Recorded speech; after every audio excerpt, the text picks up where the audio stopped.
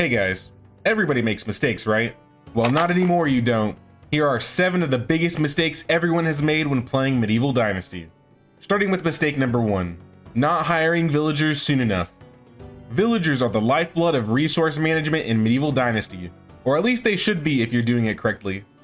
Many a time I heard a story of new players coming to Medieval Dynasty and not inviting a single villager until a year, or even years after they started. And often these are the same players complaining about the game being too grindy. This needs to be remedied. Upon starting your game, aside from building yourself a house, building a house and a workplace for your first villager should be next on your list. I usually like to start with a woodshed, sometimes 2 woodsheds, because you're going to need logs, you're going to need sticks, and you're going to need firewood.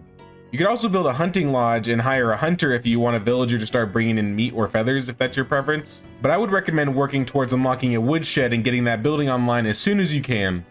If you don't know how to hire villagers, outside of every city there will be a campfire where a couple people are usually hanging out. These are your newcomers, which can be hired by talking to them and asking them to join your settlement.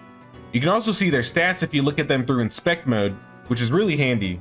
Once you've invited a newcomer to your settlement, they will need food, water, firewood, and housing to survive. So make sure you have a house ready along with some provisions in their house chest or your respective storage buildings before inviting them. Mistake number 2 builds off of mistake 1, and that's inefficient wood management. Just a quick little note, trees do not respawn in Medieval Dynasty, but they will regrow after a couple years if you leave the stump in the ground. If you remove the stump from the ground with a shovel, the tree will not come back for the remainder of the game. Anyways, workers in a woodshed will generate resources for you and won't actually cut any real trees down in the process, so having a supplement of wood coming from villagers this early is vital. Also, many people don't know this, but your villagers will use sticks, logs, and planks as firewood if you run out of firewood. However, you can turn this off by going to the People's Demands Control tab and deselecting these types of wood. Additionally, firewood demands for your villagers will fluctuate depending on the season, so be sure to take that into account when setting your villager's work intensity. Calculate here how much firewood your villager will need each season, and make sure to have a woodshed generating that firewood for you. Mistake number 3 is not carrying around or utilizing herbs, potions, and food. And what I mean by that is, many of these consumables have persistent effects that will help you throughout the day, with some being better than others. I think a great first example would be broadleaf plantains, which give you 5 HP per plantain. Or there's also St. John's wort, which cures a percentage of poison, which could be useful to have on you in case you eat something raw or low quality. Additionally, you can use these plantains to craft even better healing consumables. But my potion of choice has to be Potion of Weight, which increases your carry weight by 20 kilograms for 600 seconds. Carry weight consumables don't stack, so there's no need trying to stack weight limit foods with this potion. While you can also take a potion of stamina to lower stamina consumption, there are plenty of foods that can give you these types of enhancements and more. So take a look around the herbalist hut and the kitchen for some useful consumables. Some of my favorite foods include multigrain bread, which gives you 55% less stamina consumption for 900 seconds, meat pie, which gives you plus 40 HP and plus 15 kilograms of carry weight, cherry pie, which gives you plus 40 HP and 60% less stamina consumption for 1200 seconds, and plum tarts, which gives you 70% less food consumption and 100% more damage for 1200 seconds. Mistake number 4 is forgetting to pay your taxes. Every spring season, you're going to need to pay your taxes to the Castellan, whether it's Unigast, Miragod, or whomever. All you need to do is find the Castellan in the spring, talk to him, and hand off your taxes. If you happen to be married, instead of talking to the Castellan, you can talk to your spouse and ask them to take the money to the Castellan for you. If you randomly notice yourself losing 1,000 dynasty rep at the start of the season, and it isn't spring, that likely means you forgot to pay your taxes. So just talk to your spouse or the Castellan to take care of that. To make it easier to pay your taxes, make sure to take the creative accounting perk in the diplomacy tree, which lowers your taxes each year by up to 30%. And speaking of taxes, spring is around the corner, so be sure to pay the king's tax of 1 like or 1 sub. I also wanted to mention I started streaming on Sunday mornings around 10 AM Pacific time. Be sure to come say hi and ask some questions if you have any. Alright, enough shilling.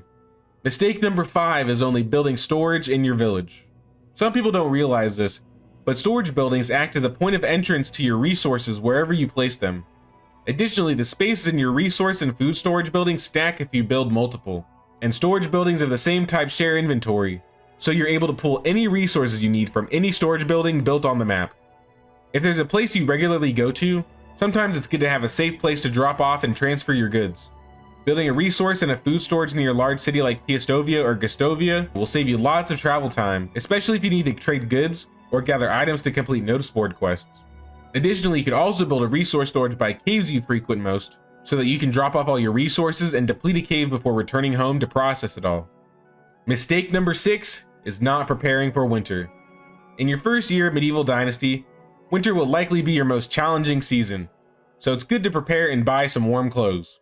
Specifically, articles of clothing you may not be wearing at the time, so a hood, a cap, gloves, and you can even buy some boots too. If you can't afford all the clothing by the beginning of your first winter, another alternative to help you get by is by making simple torches. Handcraft maybe a dozen or two simple torches, and hold one in case you begin to freeze to death. It's a cheaper and temporary solution to clothes, and will keep you from dying, so at least you have that. If you're interested in trying to find the best way to prepare for winter on the Oxbow, I have a video where we show off some of the best hidden items on the map, as well as make more than enough money to buy all the clothes you will need within the first day in game. And mistake number 7 is not preparing your farm ahead of time. Your fields are one of the biggest management projects you will actively take care of throughout the remainder of your playthrough. Eventually you're going to want to build big farms, but to build up to that, start with something small, maybe 30 or 40 plots at the most. If you plan too many farm plots too early, you're going to lag behind on everything. It's going to take more time to prepare your fields, you're going to be spending more money on seeds and fertilizer, and you'll have to gather exponentially more berries. If you want to plant in the first spring in game, you're going to need to buy fertilizer.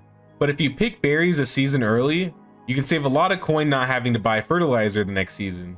Once you've decided a field size, get 10 times that in berries. You have 40 plots? That's 400 berries you're going to need to gather for fertilizer. Then you need to drop it all on the ground at the end of the season. Then you can pick up your rot and make it into fertilizer in a barn by next season. This pretty much means a barn is going to be one of the first 5 buildings you should build if you want to get a jump start on farming. Eventually, your fields are going to be so big that picking berries each season won't be a feasible means of obtaining fertilizer, which is why you eventually want to buy pigs and have an animal breeder passively produce manure from the pigsty for you once you've obtained enough tech points. You likely won't have enough villagers early on to help you, so you have to do all of this by yourself the first couple seasons. Once you have some farm hands and some good tools, expand your farm slowly, and you'll be rewarded very quickly. Be sure to check out the video on the screen for more Medieval Dynasty content, but let me know the biggest mistake you've made in Medieval Dynasty in the comment section below. But until next time, thanks for watching, and take care.